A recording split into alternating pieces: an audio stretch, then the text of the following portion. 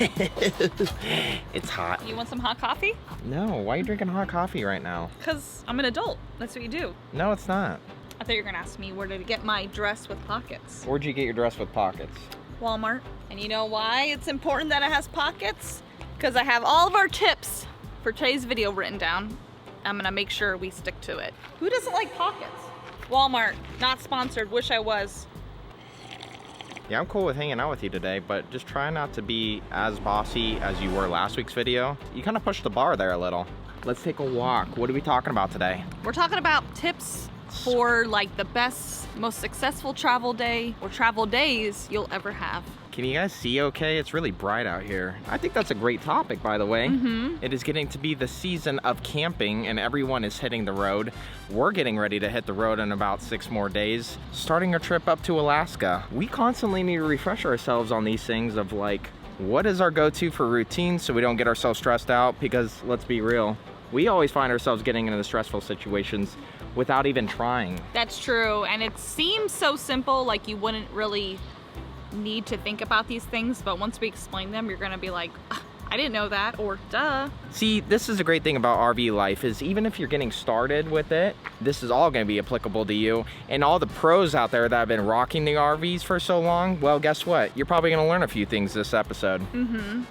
I love it. Let's get going. Before we start, let me just clear the air that this video is not a takedown departure checklist type video. We already did something like that, and if you're interested in watching a step-by-step on how to properly take down your campsite so you can hit the road, we'll link that below in the description, and then you can watch it after this one.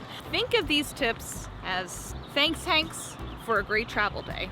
And what do we mean by travel day? This is RV related, so if you are about to embark on an RV journey or you're leaving a campsite that you've been at for a few days, a few weeks, heck, a few months, talking to you travel nurses, and you want to make sure you're just going to have the best stress-free travel day, well, you're going to want to write these down. Write them down. You need to write these down, okay?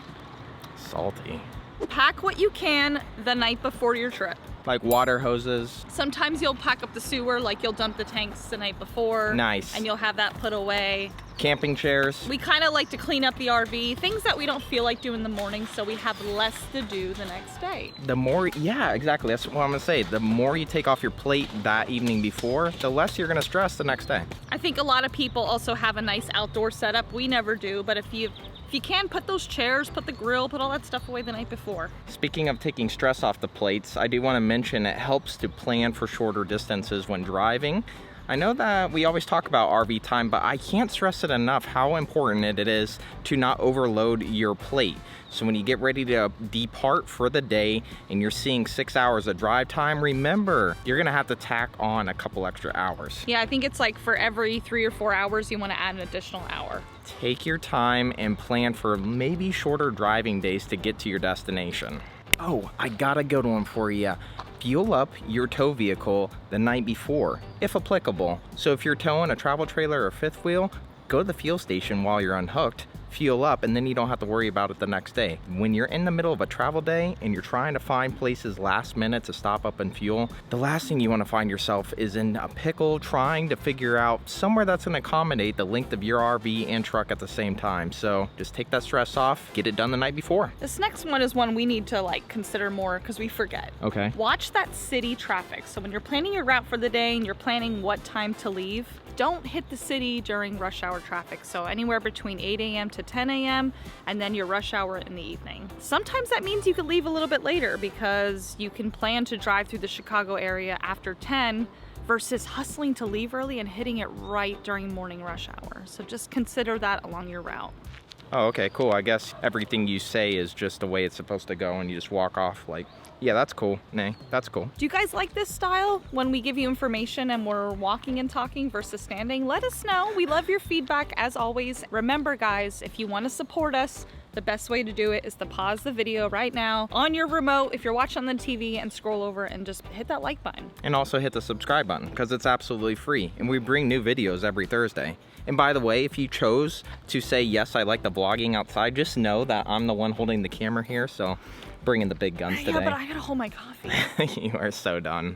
Can I get the next topic, please? Oh, gee, Carl. Invest in some kind of RV route planning app or like an app that tells you where to find stuff. The two big ones that we love to use are RV Trip Wizard and Allstays Pro. Basically, these programs just make it all super easy for you when you're out on the road. They take into consideration of where you're going, what stops you're making, where you need to fuel up, how to get there. Can the actual road you're going on accommodate your height and your length of RV? You don't want to skim the surface when it comes to these things, go all in and be like, hope for the best. You want to have adequate tools at your disposal when you're on the road. But we always can save you a little bit of money. Check in the description below, or always just reach out to us in the comments and let us know if you have any questions on how we can help you save money. This one we probably preach more than we need to. It's very important. Pack lots of snacks and preferably pack a lunch to have inside your tow vehicle in the truck while you're driving for multiple reasons. You don't want to show up to the campground hangry. Also, when you're towing a big rig, there really isn't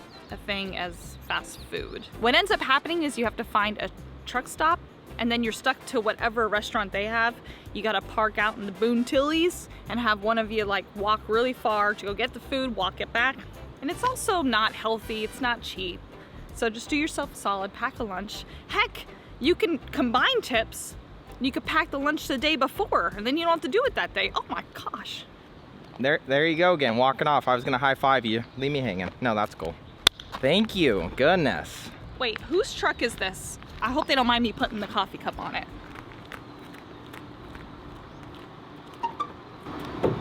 Thank you. Start off your travel day right by both of you guys doing a walk around before you take off for the day. It sets the tone for a very stressful travel day. If you are almost to your destination, you realize you left a chair or you left a water pressure regulator behind. Remember that one time we were pulling out of our friend's property and we left our 50 amp connection hooked up to the RV, just ripped it right off the RV itself. I was like, make sure you double check, because we're all human and we make mistakes. Yes. You remember what I was just talking about? Like right back there, I had mentioned to know your height and the length of your RV. Definitely write those things down and maybe like tape them on the front of your dashboard, because when you need to know it during stressful times of like a bridge is coming up, you're like, what is the height of our RV? Well, you'll have it right there in front of you. Oh yes. And a quick tip is, if you're gonna go into Canada on your travel sometime, you gotta make sure you know the conversion as well. I think they measure everything meters. Yeah, we're going into Canada in a couple days and crossing into Alaska, but I want to let you guys know that you definitely want to stick around on the channel and keep watching, because we're filming our entire Alaska and Canada vacation. Is it going to be a vacation, or is it going to be more of like, holy crap, what have we gotten ourselves into? It's going to be fun, it's going to be wild, and you guys are going to really enjoy what we're bringing you. You know what, let's go find a spot over there and sit down for these next couple tips. There's a chair for me. Oh, okay. Well, I'm glad you found a seat for yourself. I guess I'll just kneel down here. Okay, perfect. Be good about checking the weather along your route, and not just that, the weather of your destination for the day. Because whether or not you know it, the weather might change.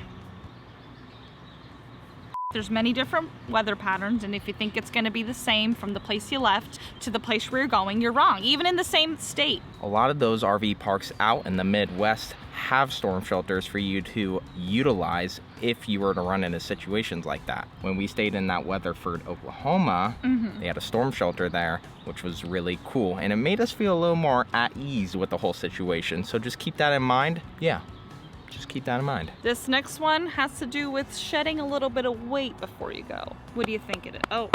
Well. Yeah, I hear you. I get what you're saying. Is this the weight from the holidays still?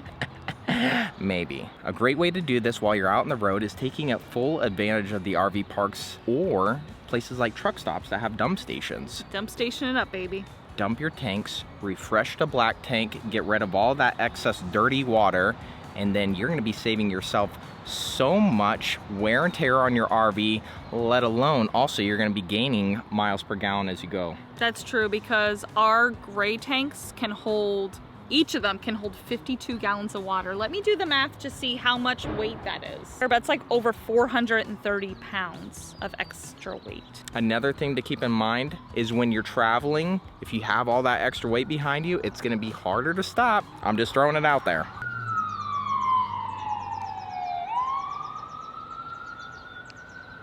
Hello? check your tire pressures the morning of your trip versus the night before. You know what? It makes me think of flight nursing because I had to learn about all these gas laws with flight nursing. You're like, what does that mean?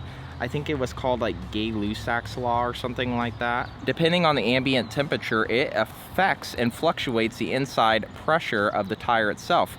So when it's colder temperatures in the morning, you're gonna have lower pressures. When it's higher temperatures later in the day, you're gonna have elevated pressures within the tire. We say check before you take off because you don't wanna check the night before when it's hot out, take off in the morning, and all of a sudden you're gonna have low tire pressures. Know before you go. Thanks, Hanks approved. These next two kind of go hand in hand, so stay with me. Only plan your overnight stays if you have to. There's certain programs called Harvest Hosts and Boondockers Welcome where you stay either on people's private property or businesses overnight. They allow you to stay there. Yeah. The thing is, they need more than a couple hours heads up. They actually prefer you to give them like a 1 or 2 day heads up. So those types of overnights you have to plan ahead for, but if you don't need to do that, then this next tip is don't be afraid to just show up to RV parks unannounced. Really? Yeah, do you remember You're gonna recently? say that. Why? Because a lot of RV parks have site availability. We did this whole thing where we tested the theory, and on Labor Day weekend in Florida, we drove across the entire state and we didn't make any reservations. Yeah, you're totally right. And that took a lot of stress off our plates, knowing that we don't have to actually really be looking out for places to stay where we're travel days. Most places have those walk-up sites available. I know what you're thinking. What if we get there and the office is closed? Listen, a lot of parks are very smart about this. They understand how RV time works. You see how all these like come together? They understand that if you say you'll be there by 5, that you're probably gonna get there at 8 o'clock. So what a lot of them do is they'll have like a bunch of notes outside the door to show what sites are open for that night. You take the envelope to claim that site, you fill out the paperwork, submit your payment, and you're practically good. Like, you don't even have to go into the office the next day. Assume the co-pilot role with pride. You are pretty prideful with that. You just think you know it all when you're in the co-pilot seat. You're like, do this, do that. But you know what? It is really helpful. No, but you're there to take care of the pilot, you know, the person driving. And when I'm driving, he makes sure I'm good. When he's driving, I make sure he's good. You know, make sure they got snacks, something to drink. If they're listening to music or a podcast, make sure they're all set up. You just want to make sure that they're focused on the road and you're just in the passenger seat. Like, you're over there like control board NASA. You are like NASA, like you were saying. Yeah, because like I'm sitting there, I got the GPS pulled up on multiple apps, might I mention. I'm checking the weather, I'm singing Dexter songs. It's very stressful. Sounds like it. Now you must be thinking to yourself already, Hanks, give me a break here. You guys are just too much to handle. And you know what? We will help give you a break.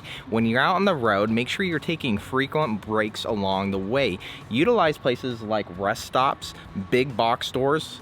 Heck, pull in the parking lot if they can accommodate your size rig. Go to Best Buy. We've been to Best Buy before, using the bathroom. Yes. You know, ain't nothing but a thing. No shame here. Kind of the same places that you can overnight, like Cabela's, Walmart, Home Depot and Lowe's, they have really big parking lots. Carl, I can't be using the restroom in Home Depot parking lot. You know what? Welcome to RV life. Yes, you can. You gotta believe.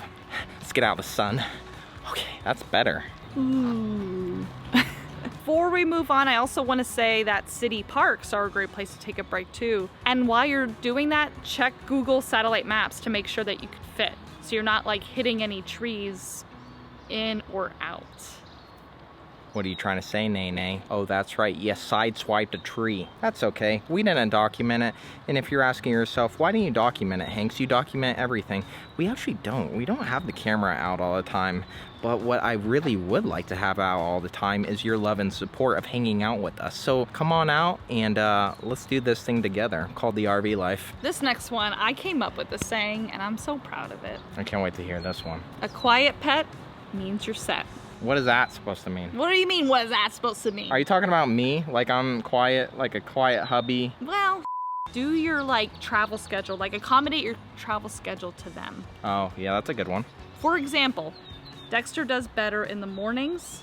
In the afternoon, he starts to get a little grouchy. So we like to do more travel in the mornings and then we finish it off in the afternoon. He does need to stop for a lunch break. And if you're new with your pet RVing, you might not figure this out or learn it for a couple times. So don't stress, don't worry, and get yourself all panties up in a bunch because you're not sure your pet's routine. You'll figure it out. They'll let you know. I think all in all, right now, I'm gonna throw it on the line here, this line right here. I'm gonna put it all on the line and say that you just gotta remain flexible out here on the road.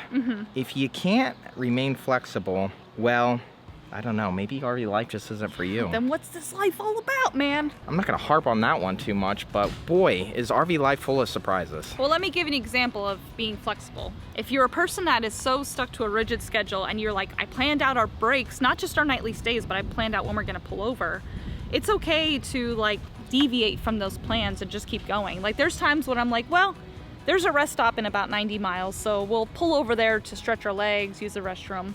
But by the time you get there, you might discover that everyone in the group is like, nah, we're good, let's keep going. That's okay, just keep going. Just keep going. Let her rip. And while you're letting her rip, continue to let her rip with us. Check out all of our other videos, starting with these two right here. We'll put up a video that you might like to see and maybe a playlist if you want to start from the beginning. We'll see you next week. Bye, guys.